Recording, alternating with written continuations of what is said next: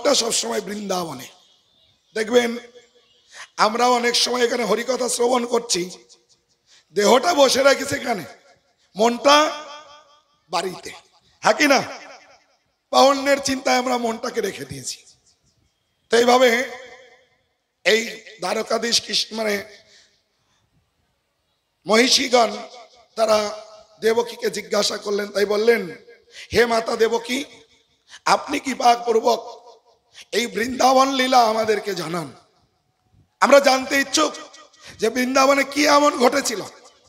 তখন মাতা দেবকী সমস্ত মহিষীদের বললেন, দেখো, আমি কৃষ্ণকে গর্ভ ধারণ করেছি, তাকে জন্ম দিয়েছি, জন্মের পরে তার যে কার্যকলাপ আমি দর্শন করতে পারিনি। আমি জন্মের পরে কংসের কারাগারে ছিলাম বন্দী অবস্থায়। তাই যদি এই কৃষ্ণের লীলা তোমরা জানতে চাও তাহলে রোহিণী মাতার কাছে যাও। এই রোহিণী মাতাই পারবে এই কৃষ্ণের বৃন্দাবন লীলা বর্ণনা করতে, কারণ তিনি শুরু থেকে কৃষ্ণ বলরাম এই বৃন্দাবনে কি লীলা করেছেন সমস্ত কিছু দর্শন করেছেন। তো এখানে একটা খুব সুন্দর শিক্ষা এই দেখুন, যদিও রোহিণী মাতা মানে দেবকী তিনি ভগবানের পরম ভক্ত, ভগবান তার ভক্তকে পিতামাতা রূপে গ্রহণ করেন, তথাপিও যেহেতু তিনি বৃন্দাবনের লীলা দর্শন করতে পারেননি, তাই তিনি বর্ণনা করতে সমর্থ নয়। কার কাছে পাঠালেন? মাতা রোহিণীর কাছে। তাই ভগবান কৃষ্ণ গীতাতে বললেন, ভক্ত মাম অভিজানাতি, আমার ভক্ত আমাকে জানতে পারেন। তো ভগবান সম্বন্ধে জানতে গেলে কার কাছে যেতে হবে? ভক্তের কাছে। ভক্ত ব্যতি রেখে কেউ ভগবানকে জানাতে পারেন না। হ্যাঁ, তাই মাতা রোহিণী দেবকী মাতা রোহিণীর কাছে প্রেরণ করলেন। তো সমস্ত মহিষীগণ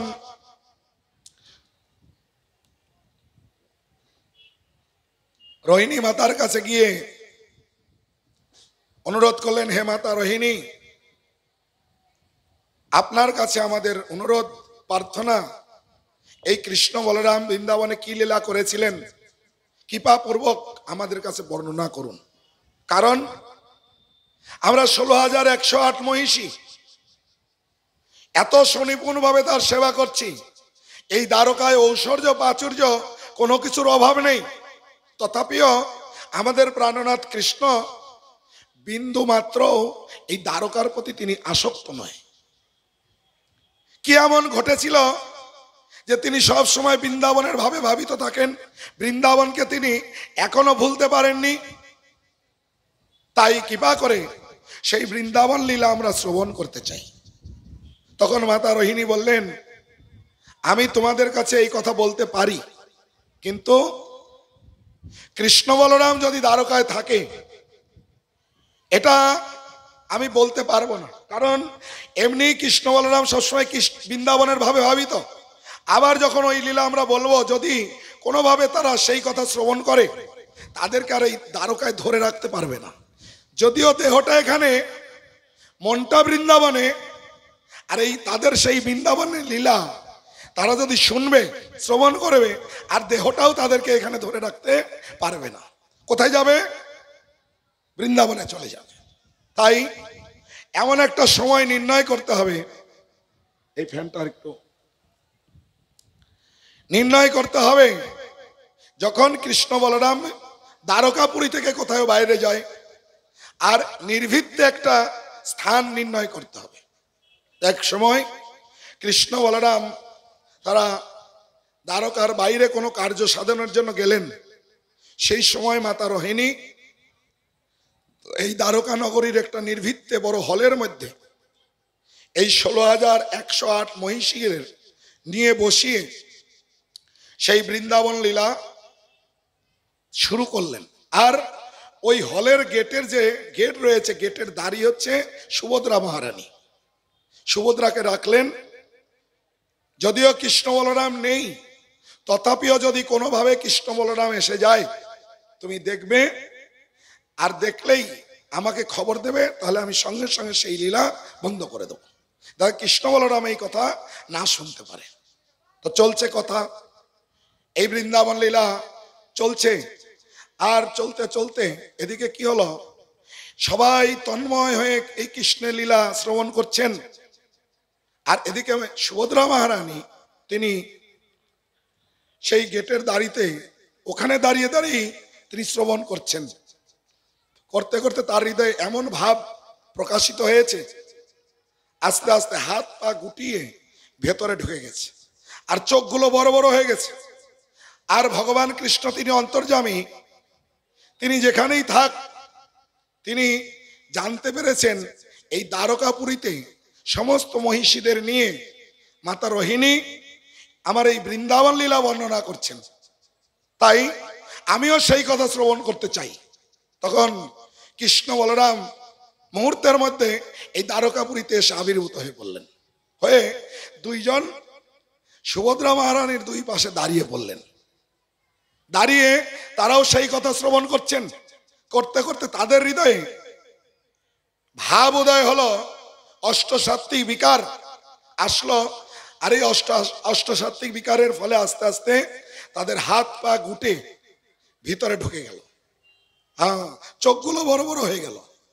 আর এই মতো অবস্থায় নারদ মুনি দ্বারকাপুরীতে প্রবেশ করেছেন ভগবান কৃষ্ণের সঙ্গে দেখা করার জন্য। আর নারদ মুনি যেখানে যান, হাতে বীণা, তার মুখে নারায়ণের নাম করতে করতে যখন আসছেন, দূর থেকেই বুঝতে পেরেছেন যে কেউ একটা প্রবেশ করেছেন। নারদ মুনি যেখানেই প্রবেশ করবেন দূর থেকেই বোঝা যাবে যে নারদ মুনি আসছেন। আর এটা নারদ মুনির শব্দ শুনেই ভেতর থেকে বুঝতে পেরেছেন কেউ বাইরে এসেছেন। আর সঙ্গে সঙ্গে মাতা রোহিণী এই লীলা কথা বর্ণনা করে দিয়েছেন। আর কৃষ্ণ বলরামও বুঝতে পেরেছেন, সঙ্গে সঙ্গে তাদের সেই ভাব পরিবর্তন করে পূর্ব ভাব তারা প্রকাশ করে স্বাভাবিক অবস্থায় তারা এসে গেছেন। আর এই এক ঝলক, এই যে হাত পা গুটিয়ে ভেতরে ঢুকে গেছে, চোখগুলো বড় বড় হয়ে গেছে, এইটা এক ঝলক নারদ মুনি দর্শন করেছিলেন। দর্শন করার পরে নারদ মুনি এসে ভগবান কৃষ্ণের চরণ প্রণতি নিবেদন করে বলছেন, হে প্রভু, এ অপরূপ রূপ আমি এর পূর্বে কখনো দেখিনি। আমি যে রূপ এক ঝলক দর্শন করেছি, আপনার কাছে আমার প্রার্থনা আপনি কৃপা করে আমাকে সেই রূপ দর্শন করান। তখন ভগবান কৃষ্ণ তিনি বললেন, হে নারদ, তুমি যদিও এক মুহূর্তের জন্য আমার এই রূপ দর্শন করেছ, কিন্তু এই রূপ হচ্ছে নিত্য। আমি আমার দ্বারকাপুরীতে নিত্য বিরাজমান এই রূপ নিয়ে। তবে এখন তুমি আমার এই রূপ দর্শন করতে পারবে না। আমি কলিযুগে শ্রীক্ষেত্রে জগন্নাথপুরী ধামে আমি সেখানে এই রূপ প্রকাশ করে আমি সেবা গ্রহণ করে জগৎবাসীকে কৃপা প্রদান করব। এইভাবে নারদ মুনির কাছে ভগবান তিনি প্রতিজ্ঞা করলেন।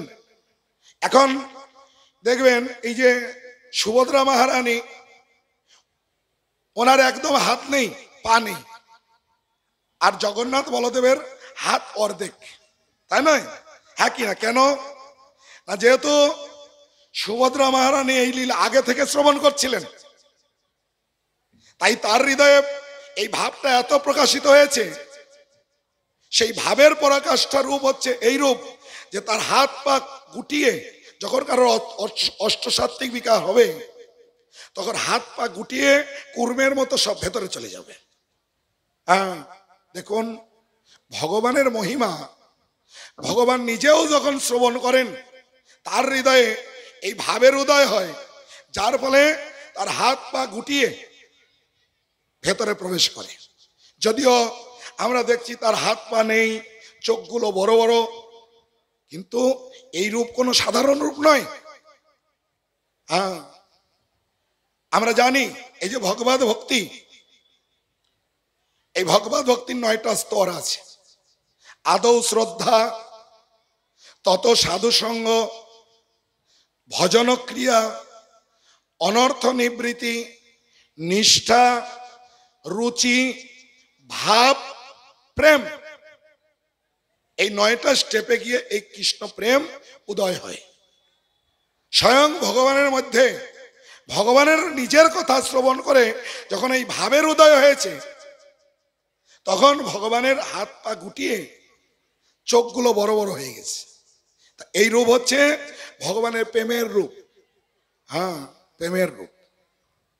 তা পরবর্তীকালে গালব দেশের রাজা ইন্দ্রদুম্ন, তার রাজধানী ছিল অবন্তীনগর। তিনি ভগবানের পরম ভক্ত ছিলেন। তিনি সাধারণত জগতের মানুষ তারা মনে করেন ভগবানের কোনো রূপ নেই, ভগবান নিরাকার। কিন্তু এই রাজা ইন্দ্রদুম্ন তিনি চিন্তা করছেন, না, পরমেশ্বর ভগবান কখনো নিরাকার হতে পারেন না, অবশ্যই তার রূপ আছে।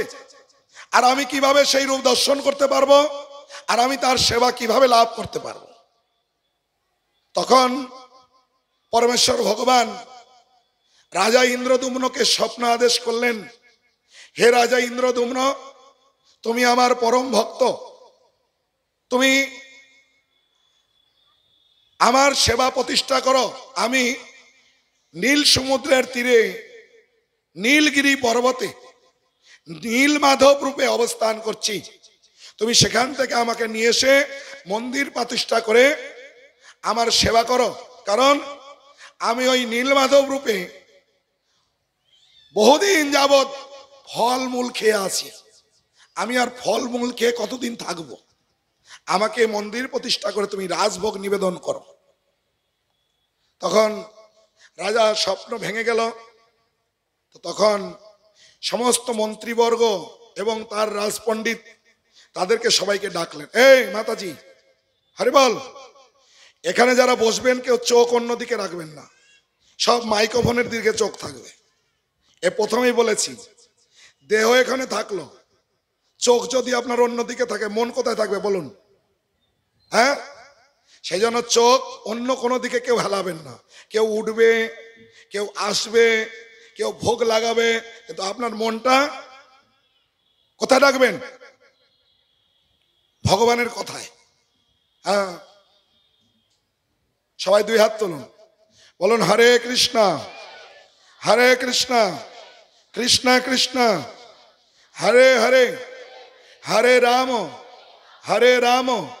রাম রাম হরে হরে। তো রাজা ইন্দ্রদম্ন মন্ত্রীবর্গ তার রাজপণ্ডিতদেরকে ডাকলেন, ডেকে তিনি বললেন, আমি স্বপ্নাদেশ পেয়েছি, ভগবান নীলমাধব আমার সেবা গ্রহণ করবেন। তো তোমরা খোঁজো এই নীলমাধব কোথায় আছে। সে বলেছেন নীল সমুদ্রের তীরে নীলগিরি পর্বতে, কিন্তু আমি তো জানি না সেটা কোথায়। তো 4 জনকে ঠিক করে চারদিকে পাঠিয়ে দিলেন, খোঁজো তোমরা কোথায় আছে। তো 3 জন ফিরে আসলেন, তারা নীলমাধবের সন্ধান পেলেন না। কিন্তু রাজপণ্ডিতের যে ভাই বিদ্যাপতি, তিনি গিয়ে খুঁজছেন নীল পর্বতের, নীলগিরি মানে নীল সমুদ্রের তীরে হাঁটছেন, নীলগিরি পর্বতের সন্ধান তিনি পাচ্ছেন না। অনেক দিন ধরে খুঁজতে খুঁজতে তিনি একটা শবরপল্লীর খবর পেলেন। সেই শবরপল্লীতে যখন গেলেন, দুপুর সময় তৃষ্ণার্ত হয়ে তিনি তৃষ্ণায় খুবই দুর্বল হয়ে পড়েছেন। তাই তৃষ্ণা নিবারণের জন্য জল অন্বেষণ করছেন। দেখছেন সেই শবরপল্লীর পাশে একটা কুয়া আছে, এই কুয়া থেকে এই শবরদের একটা মেয়ে জল তুলছে।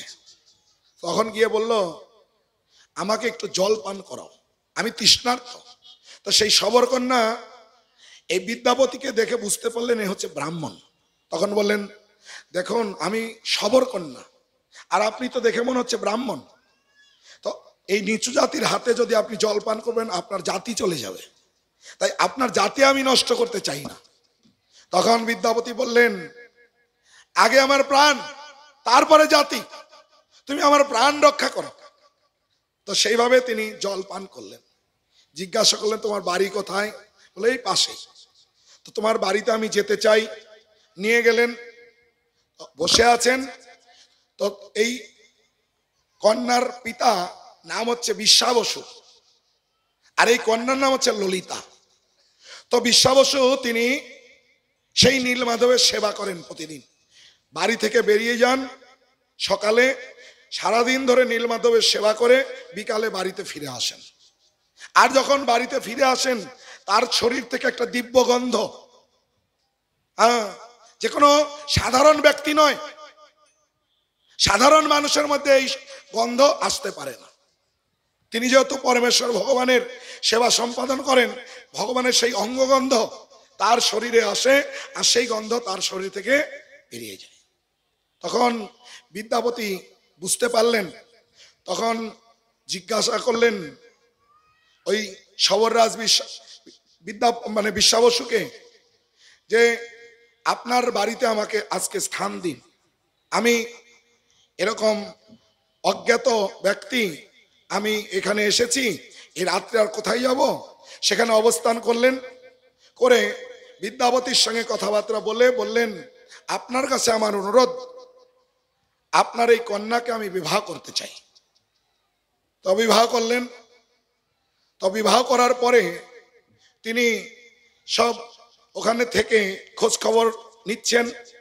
এরকম প্রতিদিন যান, বাড়ি যখন ফেরেন তার শরীর দিয়ে দিব্যগন্ধ। তার স্ত্রী ললিতাকে জিজ্ঞাসা করলেন, তোমার বাবা এই যে প্রতিদিন যায়, সন্ধ্যায় বাড়ি ফেরে, তার শরীর থেকে এত দিব্যগন্ধ কি করে আসে? তোমার বাবা কি করে? তখন বললেন, আমার বাবা নীলমাধবের সেবা করেন। তখন চিন্তা করলেন, আমি তো সেই নীলমাধবের অনুসন্ধানে এসেছি, আর এই নীলমাধব এখানে তিনি অবস্থান করছেন। তো তখন তার স্ত্রী ললিতাকে বললেন, দেখো আমি তোমার স্বামী, আমার মনোবাসনা পূর্ণ করাই তোমার স্ত্রীর ধর্ম, স্বামীর মনোবাসনা পূর্ণ করা। তাই তুমি কৃপা করে তোমার বাবাকে বলো আমাকে যেন সেই নীলমাধব দর্শন করা। আসলে এই নীলমাধব তিনি বিশ্বা বসুকে বলেছেন, দেখো বিশ্বা বসু, আমার দর্শন তুমি ব্যতি রেখে অন্য কেউ যদি না করে, আর যদি তুমি ব্যতি রেখে আমার দর্শন কেউ করবে, আর তার পরের দিন থেকে তুমি আমাকে পাবে না, আমি অন্তর্ধান হয়ে যাব। তো বিশ্বা বসু তাই তিনি কোনোদিন কাউকে, এমনকি তার পরিবারের লোককেও এই নীলমাধবকে দর্শন করাননি। তিনিই প্রতিদিন গিয়ে সেবা করে ফিরে আসেন। তিনি কোনো মতেই রাজি হন না, কিন্তু তার মেয়ে, তার আবদার, তার জামাতাকে নীলমাধব দর্শন করাতে হবে। তিনি একটা শর্তে রাজি হলেন, আমি নিয়ে যেতে পারি, আমি নিয়ে যেতে পারি, বিদ্যাপতির চোখ বন্ধ করে নিয়ে যাব, ওখানে গিয়ে চোখ খুলবো, নীলমাধব দর্শন করবে, আবার চোখ বেঁধে নিয়ে আসবো, যাতে ও পরের দিন আর রাস্তা খুঁজে না পায়। তা রাজি হলেন। কিন্তু বিদ্যাপতি যখন চোখ বেঁধে, তাকে চোখ বেঁধে দিবেন, তার আগে তিনি কি করলেন, পকেটে কিছু শস্যা ভরে নিলেন, আর ওই চোখ বেঁধে বিশ্বা বসু তাকে হাত ধরে নিয়ে যাচ্ছেন, আর পেছন থেকে শস্য ফেলতে ফেলতে তিনি যাচ্ছেন।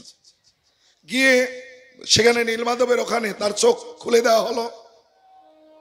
চোখ খুলে দেওয়ার পরে তিনি অত অপরূপ নীলমাধব দর্শন করলেন। তিনি নীলমাধবের চরণে আত্মসমর্পণ করে দিলেন এবং প্রার্থনা করলেন, হে নীলমাধব, আমি যে কার্য সাধনের জন্য আপনার কাছে এসেছি, আমার যে রাজা আমাকে প্রেরণ করেছেন, আপনি কৃপা করে তার সেবা গ্রহণ করুন, প্রার্থনা করলেন। এবং বিশ্বা বসু বিদ্যাপতিকে বললেন, তুমি থাকো, আমি ফলমূল নিয়ে আসছি, সেবা করব, তারপরে তোমাকে নিয়ে চলে যাও। যখন ফলমূল আনতে গেলেন, তিনি চারিদিকে পরিবেশ দর্শন করছেন, করতে করতে দেখছেন একটা কুয়া। ওই কুয়া যখন তিনি আসলেন, হঠাৎ করে একটা কাক ওই কুয়ার মধ্যে পড়ে মারা গেল। আর মারা গিয়ে ওই কাক ওখান থেকে চতুর্ভুজ নারায়ণ রূপ ধারণ করে বৈকুণ্ঠে চলে গেলেন। তখন বিদ্যাপতি চিন্তা করলেন, না, এ তো একটা বিশাল ব্যাপার, এই কুয়ার মধ্যে যে প্রাণ ত্যাগ করবে কোথায় যাবে? চতুর্ভুজ নারায়ণ রূপ লাভ করে ভগবত ধামে বৈকুণ্ঠে, তাহলে তো আমার জীবন সার্থক। আমি তাহলে এই কুয়াতে ঝাঁপ দিয়ে প্রাণ ত্যাগ করবো, আর চতুর্ভুজ নারায়ণ রূপ নিয়ে কোথায় যাব? বৈকুণ্ঠে চলে যাব। তো যেই ঝাঁপ দিতে গিয়েছেন দৈববাণী হয়েছে, বিদ্যাপতি তুমি যে কার্য সাধনের জন্য এসেছো সেই কার্য সম্পাদন করো, তোমার কর্তব্য নয় এখানে ঝাঁপ দিয়ে প্রাণ ত্যাগ করা। তখন বিদ্যাপতি আবার ক্ষান্ত হলেন, গিয়ে নীলমাধবের চরণে বসে আছেন। বিশ্বাবসু নিয়ে ফলমূল নিয়ে এসে তার সেবা সম্পাদন করে তার চোখ বন্ধ করে আবার ফিরে আসলেন। সেখানে ফিরে আসার পরে কয়েকদিন পরেই বিদ্যাপতি বলছে আমি আমার দেশে ফিরে যেতে চাই। তিনি দেশে ফিরে গেলেন। আর পরের দিন যখন বিশ্বাবসু নীলমাধবের সেবা করতে আসলেন, দেখছেন নীলমাধব আর নেই। কেন? নীলমাধব কি প্রতিজ্ঞা করেছিলেন, কি জানিয়েছিলেন এই বিশ্বাবসুকে? তুমি যদি অন্য কাউকে আমাকে দর্শন করাবে আর আমার সেবা তুমি করতে পারবে না, আমার দর্শন লাভ করতে পারবে না। তখন বিশ্বাবসু খুবই মর্মাহত হয়ে তিনি বিমোহিত হয়ে পড়লেন। ভগবানের সেবা না পেয়ে তিনি সেইভাবে কাতর হয়ে পড়ে আছেন। আর কয়েকদিন পরেই বিদ্যাপতি রাজাকে অনুসন্ধান দিলে রাজা সৈন্য সামন্ত নিয়ে আসলেন এই শবরপল্লীতে। আর ওই যে তিনি গিয়েছিলেন শস্য ফেলে, কয়েকদিনের মধ্যে কিছুদিন পরে যখন আসলেন দেখছেন এই শস্যগুলো গাছ হয়ে গেছে। আর ওই গাছকে অনুসরণ করে সেই নীল পর্বতে গেলেন, নীলমাধবের কাছে গিয়ে দেখছেন নীলমাধব নেই।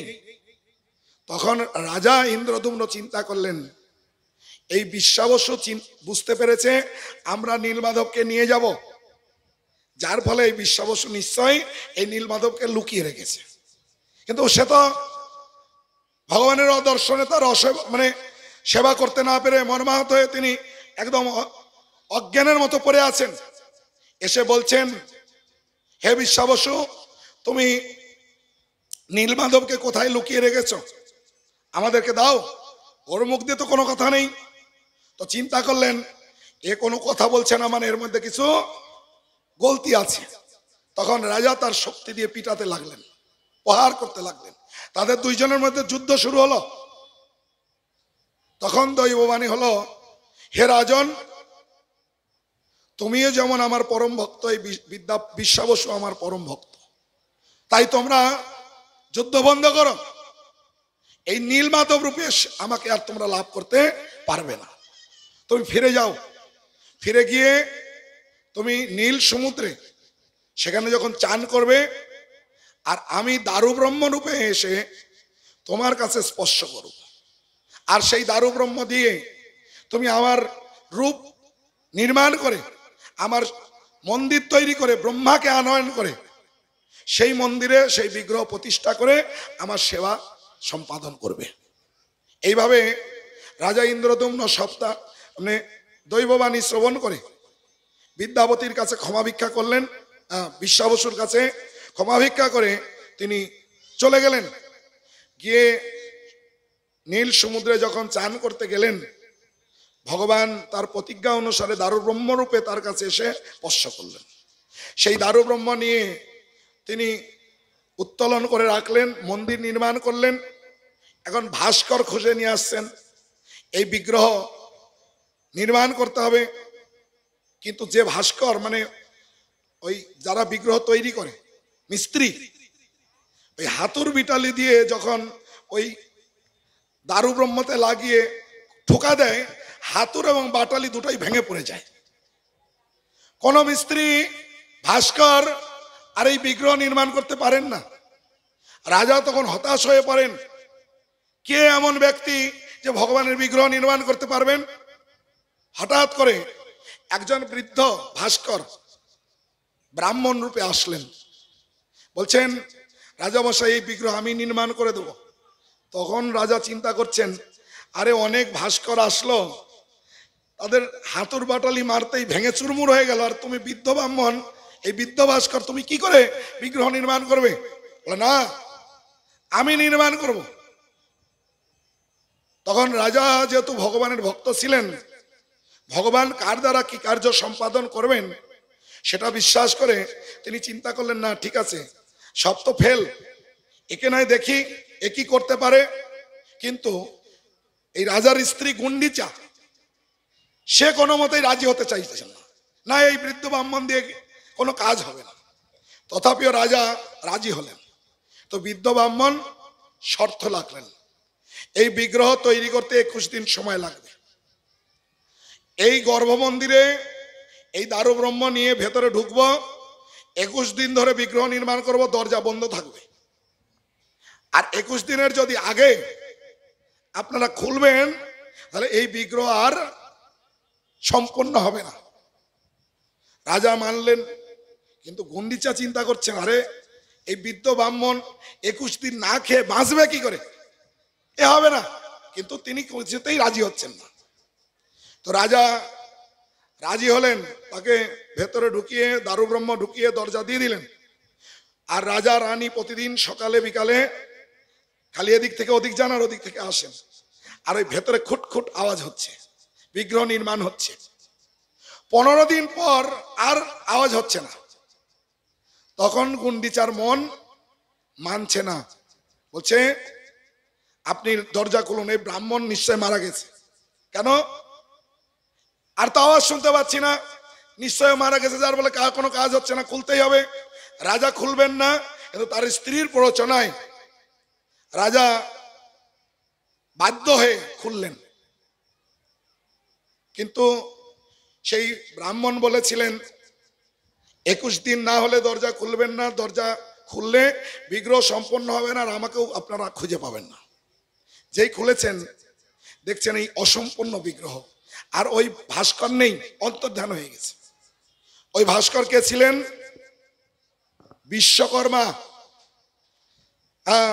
ভগবানের নির্দেশে এই বিশ্বকর্মা তার বিগ্রহ নির্মাণের জন্য এসেছিলেন এই বৃদ্ধ রূপে। তখন রাজা এই অসম্পূর্ণ বিগ্রহ দেখে হতাশ হয়ে তিনি কান্না করতে লাগলেন, আর নিজেকে দোষী ভেবে তিনি ভগবানের কাছে বলতে লাগলেন, হে ভগবান, আমি আপনার সেবার অযোগ্য, আমি অযোগ্য, আমি যোগ্য নয়, যার ফলে আপনার এই রূপকে আমি পূর্ণরূপে প্রকাশ করতে পারলাম না। আর আমি যদি আপনার সেবা না করতে পারি, আমার এই প্রাণ রেখে লাভ নেই, আমার এই প্রাণ আমি সমুদ্রে বিসর্জন দেব। এটা খুব গুরুত্বপূর্ণ একটা শিক্ষা। আমরা এই যে মনুষ্য জীবন পেয়েছি, ভগবান মনুষ্য জীবন আমাদের কেন দিয়েছেন? আমি একটা শ্লোক বলবো, আমি অর্ধেক বলবো, আর আপনারা আমার পরে অর্ধেক জোরে করে বলবেন। এই শ্লোকটা আপনারা সবাই জানেন, আর এই শ্লোকের মাধ্যমে বুঝতে পারবেন আমরা কেন মনুষ্য জীবন পেয়েছি। বলবো? সবাই বলবেন তো জোরে করে? কৃষ্ণ ভজিবার তরে, আমার পরেরটা আমি যা বলবো তার পরের টুকু বলবেন আপনারা। কৃষ্ণ ভজিবার তরে, কি জন্য সংসারে এসছেন? এই মনুষ্য জীবন কেন পেয়েছি?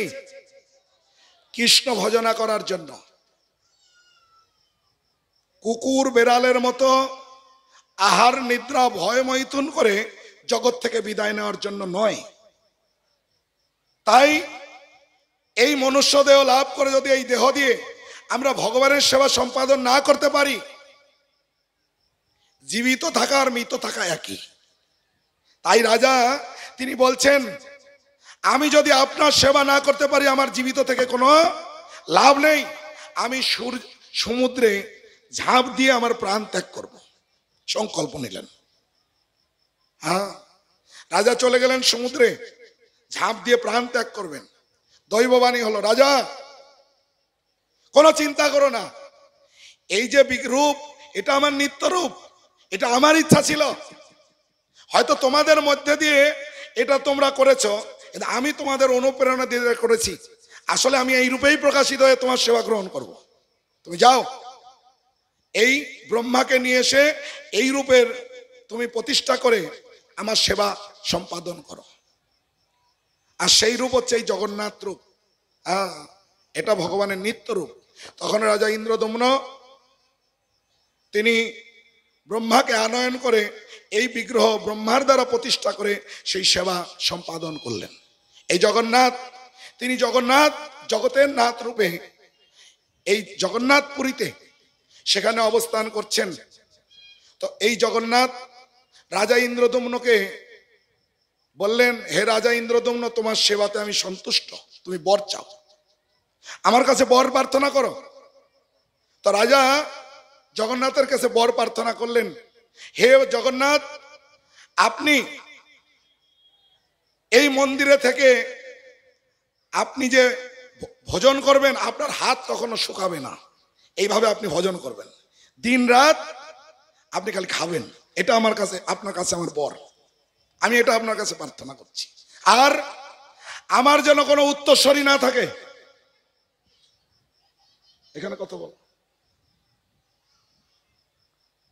দুই হাত তুলুন, বলুন হরে কৃষ্ণ হরে কৃষ্ণ কৃষ্ণ কৃষ্ণ হরে হরে, হরে রাম রাম রাম হরে হরে। আমার যেন কোনো উত্তরসূরি না থাকে, মানে কোনো সন্তান লাভ না হয় আমার। কেন? এই সন্তান হলে তারা পরবর্তীকালে দাবি করবে এই মন্দির আমার বাবার, আমরা উত্তরাধিকারী, যেন কেউ উত্তরাধিকারী না থাকে। তা রাজা এই প্রার্থনা করলে জগন্নাথ সেটা বরদান করলেন। পাশে তার স্ত্রী ছিল। কোনো মায়েরা চায় যে আমার সন্তান না হোক, খুশি হবে? খুশি হবে না। তো এটা দেখে জগন্নাথ বুঝতে পারলেন গুন্ডিচা খুব দুঃখী। তখন গুন্ডিচাকে আশীর্বাদ করলেন। এই গুন্ডিচা হচ্ছে ইন্দ্রদম্ন রাজার স্ত্রী। বললেন যে দেখো, তুমি খুব দুঃখী, সন্তান লাভ করতে পারবে না, তাই তা আমি তোমার সন্তান হতে পারবো না, কারণ আমার তো মা আছে। হ্যাঁ, তবে আমি তোমাকে আশীর্বাদ দিচ্ছি, তোমাকে আমি মাসি রূপে গ্রহণ করছি। মা আর মাসির মধ্যে কোনো পার্থক্য নেই। হ্যাঁ, তাই এই গুন্ডিচা মন্দির হচ্ছে মাসির বাড়ি, বুঝা গেল? তাই জগন্নাথ এই গুন্ডিচাকে মাসি রূপে গ্রহণ করলেন। বললেন, আমি বছরে একবার রথযাত্রায় চড়ে আমি 7 দিন গিয়ে তোমার বাড়িতে থাকবো, তোমার সেবা গ্রহণ করব। এইভাবে জগন্নাথ এই গুন্ডিচা দেবীর মনোবাসনা পূর্ণ করবার জন্য তিনি রথারূঢ় হয়ে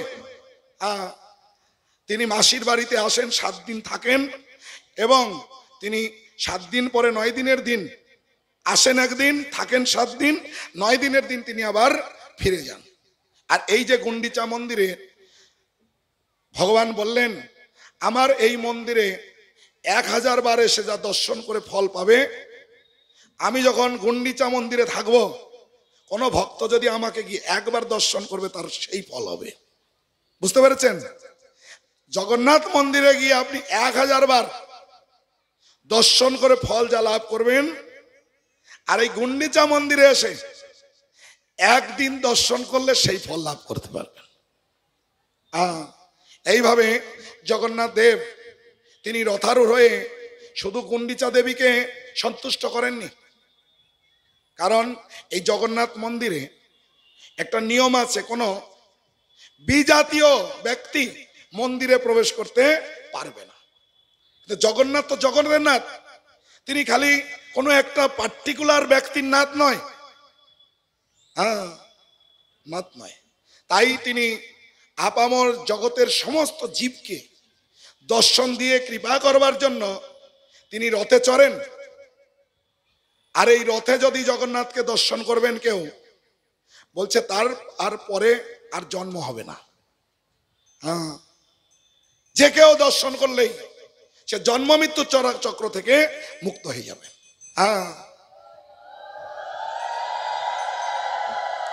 জয় জগন্নাথ বলদেব সুভদ্রা মহারানী কি।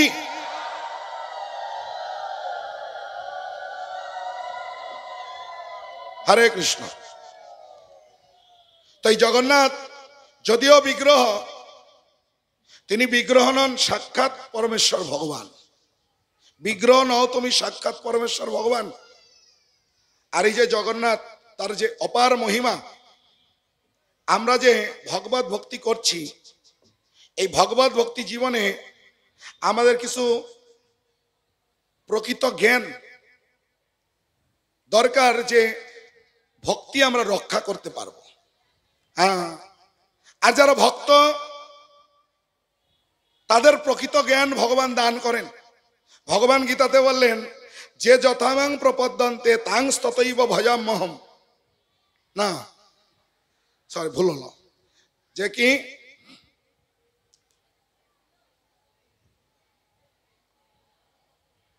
যিনি অনন্য চিত্তে আমার ভজনা করে, অনন্য চিন্তায়ন্তে মাং যে জনপর্যপশ্যতে তেসাং নিত্যাভিযুক্তানাং জগৎস্যাম বহম মহম। না ভুল হলো, তাও আবার ভুল হলো।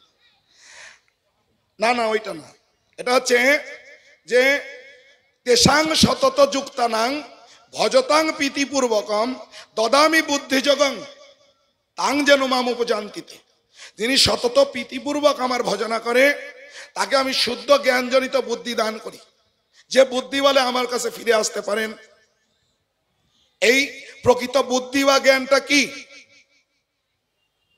জ্ঞান হচ্ছে যে ভক্ত এই জগতে যে কোনো পরিস্থিতিতে থাক, কোনো পরিস্থিতিতে তিনি বিচলিত হন না।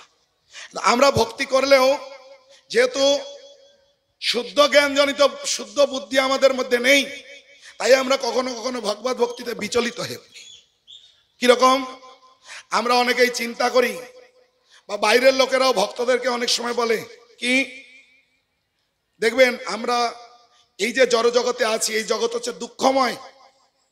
এই জগতে আপনি ভক্তি করুন আর না করুন, যেহেতু জগৎ দুঃখময়, দুঃখ থাকবেই। হ্যাঁ, ভক্ত হলেও দুঃখ থাকবে, ভক্ত না হলেও দুঃখ থাকবে। ভক্তির লক্ষণ কি? ভক্তরা যেহেতু জ্ঞানী, তাই তারা দুঃখ পেলেও দুঃখ বিচলিত হন না, আর এই দুঃখকে ভগবানের কৃপা বলে গ্রহণ করে। হ্যাঁ, আমরা কিভাবে দুঃখকে গ্রহণ করি? দেখবেন বাইরের লোকেরা যদি ভক্তরা বিপদে পড়ে এসে বলবে তুমি ভক্তি করো তাহলে কি লাভ হলো, তোমার কেন এত বিপদ, তোমার কেন এত দুঃখ, বলে কি না? বাইরের লোক, তাদের জ্ঞান নেই, ঠিক আছে, তারা ভক্তি করে না, ভক্তি তত্ত্বটা জানে না। বলুন তো, আমরা যারা ভক্তি করি, আমরাও কখনো বিপদে পড়লে মাঝে মাঝে বিচলিত হয়ে পড়ি কিনা? আমরাও ভগবানকে দায়ী করি কিনা? আমি এত ভগবানের আরাধনা করি, ভগবানকে এত পূজা করে কি লাভ হলো, ভগবান আমাকেই খালি বারবার বিপদ দেয়, হ্যাঁ কি না? না, ভগবান কেন বিপদ দেন? আসলে ভগবান একটা সংকল্প গ্রহণ করেছেন। কি না, যে ভক্ত ভগবানের চরণে আত্মসমর্পণ করবে, ভগবান সংকল্প নিয়েছে সেই ভক্তকে এই জীবনেই তার ধামে নিয়ে যাবেন। বুঝতে পেরেছেন কি সংকল্প নিয়েছেন ভগবান? যে ভগবানের চরণে আত্মসমর্পণ করবে, ভক্তি করবে, ভগবান এই জীবনেই তাকে ভগবত ধামে নিয়ে যাবেন। কিন্তু কর্মফল সমাপ্ত না হওয়া পর্যন্ত আমরা এই জগতের বন্ধন থেকে কেউ মুক্ত হতে পারবো না। তাই ভগবান কি করেন, হয়তো আমার কোনো কর্মফল 10 জীবন পরে ভোগ করতে হবে, সেই কর্মফল তিনি নিয়ে এসে আমাকে এই জীবনেই ভোগ করে, আমার কর্মফল মুক্ত করে এই জীবনেই ভগবত ধামে নিয়ে যাবেন। তাই কখনো কখনো ভক্তদের ভক্তি জীবনে অনেক বিপদ বা অনেক দুঃখ কষ্ট বেশিও আসতে পারে, তা ভক্তরা বিচলিত নয়। তাই আমরা দেখতে পাই গান্ধারী কুরুক্ষেত্রের যুদ্ধের পরে যখন কৃষ্ণ গান্ধারীর কাছে এসেছিলেন, গান্ধারী কৃষ্ণকে প্রশ্ন করলেন, কৃষ্ণ তুমি তো স্বয়ং ভগবান, আর তোমার ইচ্ছাতে এই কুরুক্ষেত্রের যুদ্ধ হয়েছে, তুমি তো ইচ্ছা করলে আমার একটা পুত্র বাঁচিয়ে দিতে পারতে। আমি কি এমন পাপ কর্ম করেছিলাম, অপরাধ করেছিলাম যে আমার 100 পুত্র বধ হলো? আমার 50 জীবন মনে আছে। কয় জীবন?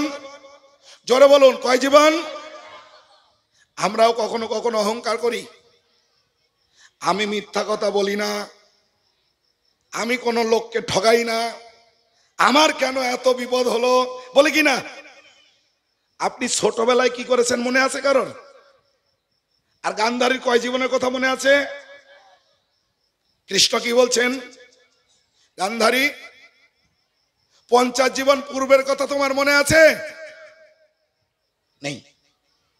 তখন বলছেন তুমি যে 50 জীবন পূর্বে কর্ম করেছিলে ওই কর্ম অনুসারে তোমার 100টা পুত্র সন্তান শোক গ্রহণ করতে হবে। আমি পারতাম তোমার এক একটা জীবনে, তুমি যেহেতু বলছো আমার ইচ্ছায় সব হয়, তাহলে আমি তো এটা পারতাম তোমার প্রত্যেকটা জীবনে এক একটা জীবনে একটা করে সন্তান শোক দিয়ে 100 জীবন কষ্ট দিতে পারতাম কিনা? আমি তা না করে তোমাকে এক জীবনে 100 সন্তান পুত্র সব এক জীবনে সমাপ্ত করে দিলাম।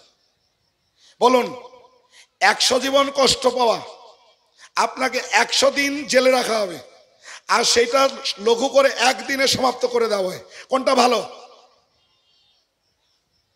ভগবান বললেন তোমাকে আমি কি পা করলাম। এখন চিন্তা করুন, কারো যদি একটা সন্তান মারা যায়, আপনি যদি তার কাছে গিয়ে বলেন চিন্তা করো না ভগবান তোমাকে কি পা করেছে, কি হবে বলুন তো? একটা বাংলা ভাষায় আছে, মার একটাও মাটিতে পড়বে না, হ্যাঁ কি না? আর গান্ধারীর 100 পুত্র শোক।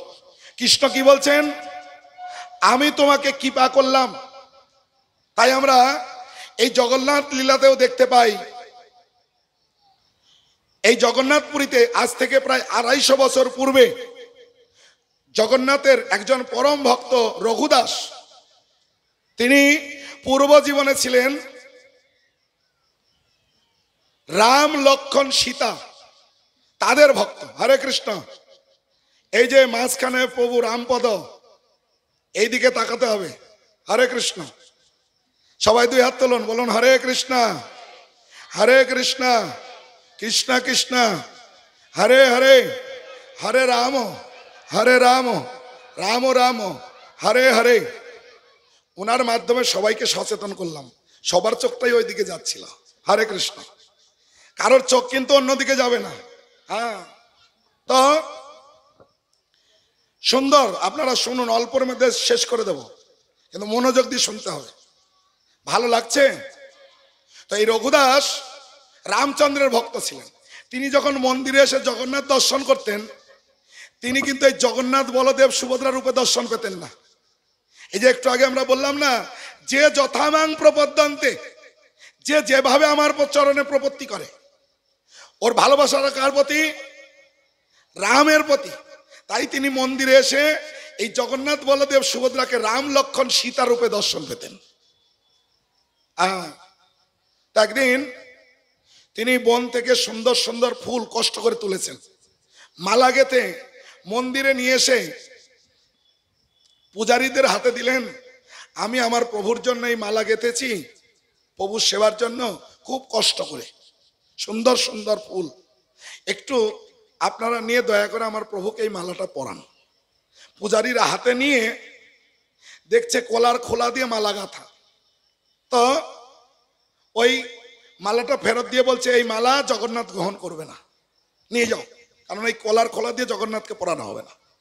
তো রঘুদাস খুব দুঃখ পেয়েছেন, নিয়ে ঘরে টেবিলের উপরে মালা রেখে সামনে বসে বসে কান্না করছেন, আর বলছেন হে প্রভু, আমি খুব কষ্ট করে আপনার সেবার জন্য ফুল তুলে মালা গাঁথলাম, আপনি আমার সেবা গ্রহণ করলেন না, কান্না করছে। আর এদিকে রাত্রে পূজারীরা চিঙ্গার করছে। সাধারণত আমাদের মায়াপুরে যাবেন, ভগবানকে 7টায় চিঙ্গার করা হয়, সাজানো হয়। আর পুরীতে জগন্নাথের সাজানো হয় রাত্রে শয়নের আগে, যাকে বলা হয় বরদা চিঙ্গার। তো তখন ফুল দিয়ে সাজাচ্ছে, এই মাথায় এই দিক দিয়ে ফুল দিয়ে সাজাচ্ছে, আবার যখন এই দিক দিয়ে সাজাতে সব এগুলো ঝরে পড়ে যাচ্ছে। আবার যখন এইদিকে সাজানোর পরে আবার এইদিকে সাজাচ্ছে, আবার এইগুলো সব ঝরে পড়ে যাচ্ছে। তখন পূজারীরা বুঝতে পারলেন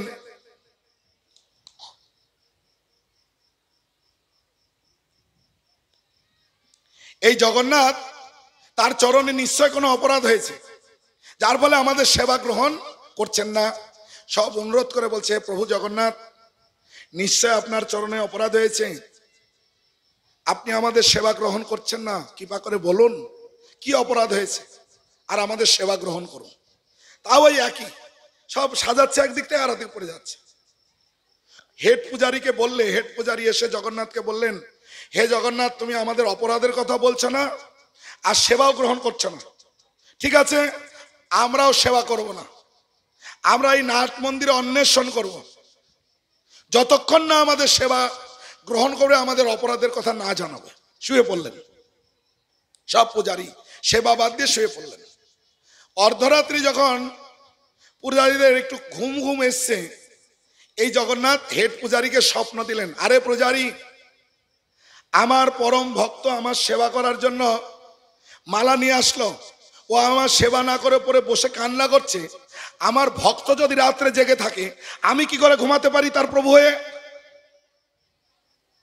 এই দক্ষিণ দুয়ারে আমার পরম ভক্ত রঘু, এ আমার সেবা না করতে পারে, সে কান্না করছে, আমি তার সেবা গ্রহণ করতে চাই, যাও তার কাছ থেকে ওই মালা নিয়ে আসো, তার কাছে ক্ষমা ভিক্ষা করো, তারপরে তোমাদের সেবা আমি গ্রহণ করব। তো তখন হেড পূজারী জাগা পেয়ে সব পূজারীকে ডেকে সব খুলে বললেন। তারা চলে আসলেন এই দক্ষিণ দুয়ারে বাইরে, এসে ডাকছেন, রঘু, কে রঘু?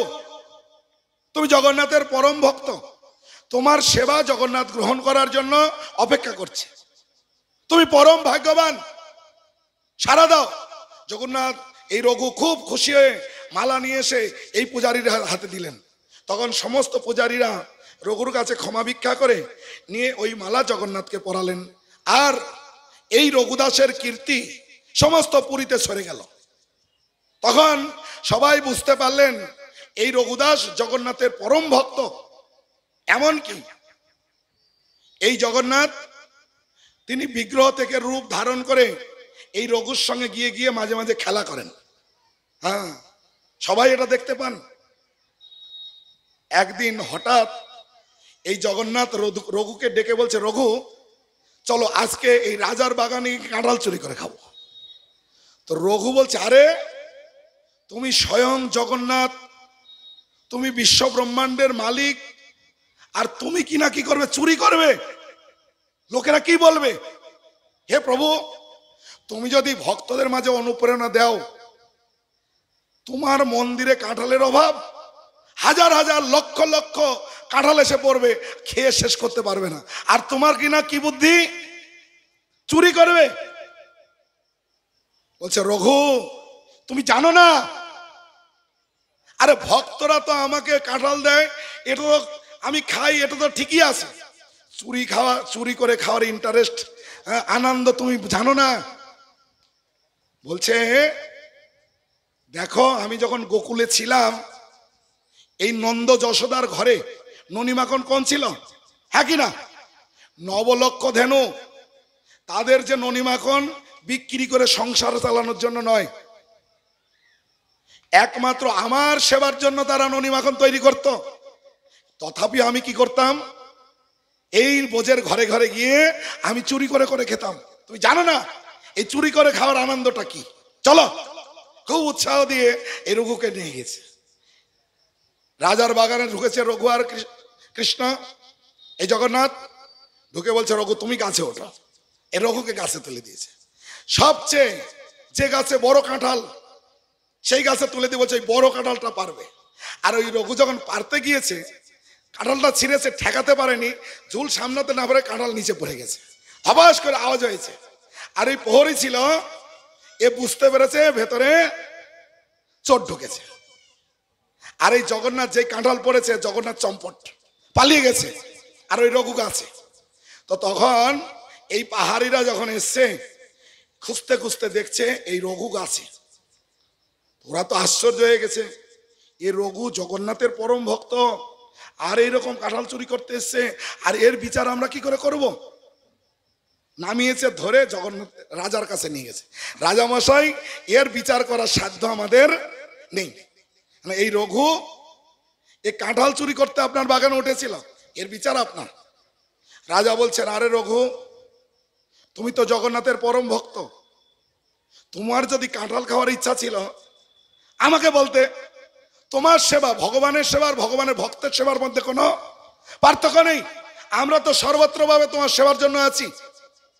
তুমি কত কাঁঠাল খেতে চাও, আমরা তো তোমাকে কাঁঠাল পৌঁছিয়ে দেব, তুমি কেন কাঁঠাল চুরি করতে গাছে উঠেছ?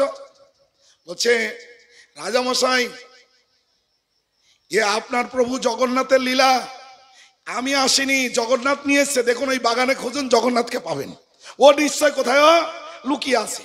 প্রহরীকে পাঠালেন, এবার খুঁজতে খুঁজতে দেখছেন জগন্নাথ নেই, কিন্তু জগন্নাথ যে দিক দিয়ে পালিয়ে গেছে ওই দিক দিয়ে কিছু কাঁটার গাছ ছিল, ওই কাঁটার গাছে জগন্নাথের যে উত্তরী ছিল এর আটকে আছে। সেই উত্তরী নিয়ে এসে রাজাকে দিলেন। তখন রাজা বুঝতে পারলেন যে নিশ্চয়ই জগন্নাথ। তাহলে দেখুন এইভাবে জগন্নাথ রূপ গ্রহণ করে এই রঘুর সঙ্গে লীলা করছেন। তাহলে রঘু তিনি কত পরম ভক্ত। হঠাৎ করে একদিন এই রঘু অসুস্থ হয়ে পড়লেন, বিছানা সজ্জায়, পায়খানা প্রচ্ছাপ, এই বিছানার উপরে বাইরে যেতে পারে না, আর এত দুর্গন্ধ ওই ঘরের মধ্যে কেউ যেতে পারে না। হ্যাঁ, কখনো চেতনা হারিয়ে ফেলে, আবার কখনো চেতনা ফিরে আসে। টেবিল পরে আনো একটু, 5 মিনিট, 5 মিনিট, মনটা তোমার ওইদিকে চলে যাবে সবার। 5 মিনিট। হরে কৃষ্ণ। 2 হাত তুলুন, আমি আর 5 মিনিটের মধ্যে শেষ করব। বলুন হরে কৃষ্ণ, হরে কৃষ্ণ, কৃষ্ণ কৃষ্ণ হরে হরে, হরে রাম, রাম রাম হরে হরে। তো রঘু কখনো চেতনা ফিরে যায়, মানে চেতনা হারিয়ে ফেলে, কখনো চেতনা ফিরে আসে। আর কখনো কখনো যখন চেতনা ফিরে আসে, কখনো দেখে দুর্গন্ধ, আবার কখনো দেখে এত পরিচ্ছন্ন, তার শরীর দিয়ে সুগন্ধ বেরোচ্ছে। চিন্তা করছে যে নিশ্চয় কেউ আমার এই বিছানাপত্র শরীর পরিষ্কার করে সুগন্ধ মেখে দিয়ে যায়, কে এই ব্যক্তি, আর ধরতে পারে না। তো একদিন এরকম পড়ে আছে, তো হঠাৎ করে যখন কেউ যেন তাকে সরাচ্ছে, ওই বিছানাপত্র তুলবে, আর এই রঘুর চেতনা ফিরেছে, আর এই ফিরে দেখছে জগন্নাথ হাত ধরেছে। জগন্নাথ, নিশ্চয় তুমি এই হীন কাজগুলো করছো। তো বলছে, তুমি তো জগন্নাথ, তোমার ইচ্ছায় তো জগৎ চলে। হে প্রভু, এই যে আমার হীন কর্ম, মানে আমার এই যে বিভিন্ন অপরাধের ফলেই আমি কর্মফল ভোগ করছি, আর তুমি আমার এই হীন কর্ম করছো, এতে আমার অপরাধ আরো বাড়ছে। তো তুমি তা না করে তো তুমি আমার এই রোগ মুক্ত করে দিতে পারো। আমরা এরকম ভগবানকে বলি কিনা? হ্যাঁ কি না? রঘু বলছে ভগবানকে, আমার তো রোগ মুক্ত করে দিতে পারো, তুমি তা না করে কি করছো? আমার রোগও দিচ্ছ, আবার হীন কাজ করছো। তখন জগন্নাথ রঘুকে বলছে, রঘু,